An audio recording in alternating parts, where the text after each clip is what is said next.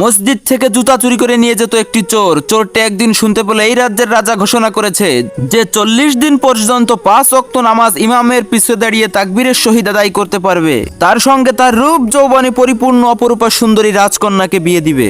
রাজার মুখ থেকে এরকম ঘোষণা শুনে চোরটি চুরি করা বাদ দিয়ে রাজার ঘোষণা অনুসারে 5 ওয়াক্ত নামাজ পড়তে শুরু করলো। বাদশাহ যখন শুনতে পেল যে একটি চোর 5 ওয়াক্ত নামাজ 40 দিন পর্যন্ত আদায় করেছে, তখন সে তার মেয়ের সঙ্গে বিয়ে দেওয়ার জন্য চোরটিকে ডেকে পাঠালো। কিন্তু চোরটিকে কিছুতেই কেউ খুঁজে পাচ্ছিল না। চোরটিকে অনেক কষ্ট করে খুঁজে পেল এবং তাকে রাজপ্রাসাদে নিয়ে আসলো।